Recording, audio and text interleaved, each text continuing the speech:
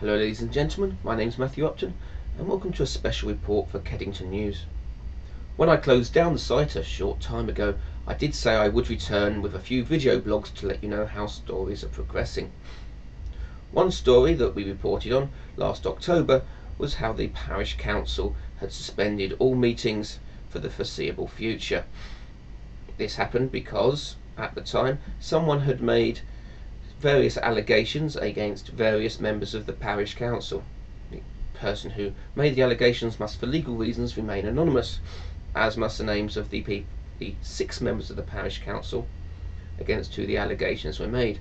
What the allegations were must also remain for the present time a mystery, as this information has not been divulged and indeed can't be for legal reasons.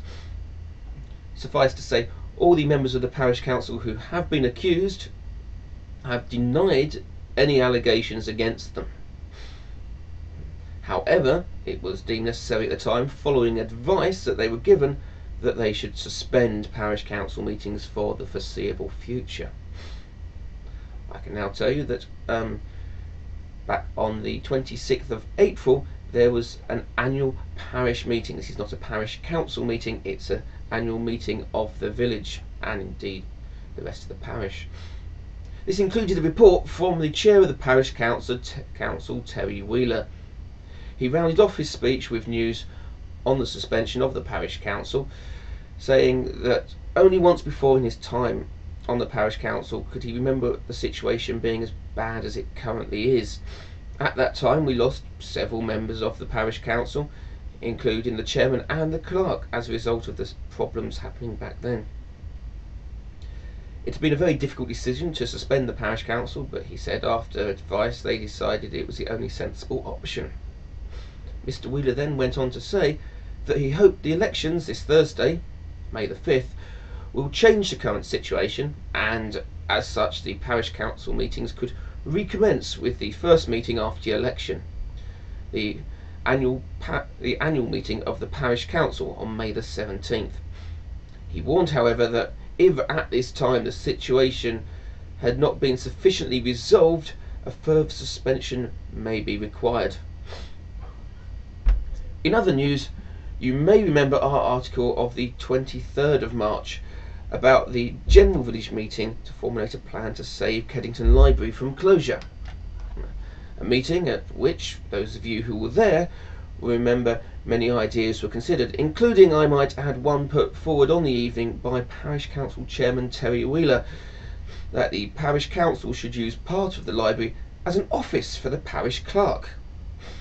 This idea, I am told, had been in consideration between the Parish Council and the KCA since the first meetings they had to discuss the problem.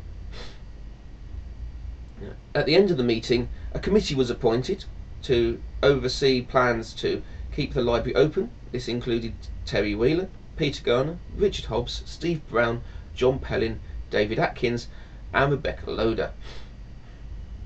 It gives me great pleasure to relay the news that following changes to the leadership of Suffolk County Council, the current scheme for Suffolk to close 29 libraries has been abandoned. However, Suffolk County Council has warned that there may still be library closures, but on a lesser scale. As such, the future of Kedington Library still hangs in the balance. All involved, including Kedington News and the committee set up to save Kedington Library, will continue to follow developments. Before we go, a few bits of information about some upcoming events. Firstly, on Saturday, May the 14th, the Brownies and Guides are holding a jumble sale at the Legion Hall at the top of Mill Road. On the following weekend, May the 21st, the Garden Society will be holding a plant sale in the same place. On that same day, Saturday, May the 21st, the Kedington Primary School PTFA will be holding a barn dance, at this time at the community centre. This will feature local band Quaff, who not only will be running barn dances, but will also be treating the audience to some of their excellent covers from the last few decades. All I can tell you is Quaff are absolutely excellent. I'm not just saying that because I'm their totally brilliant bass player. So anyway, hope to see you there and at some of the other events, and we'll be back with more news when it comes about.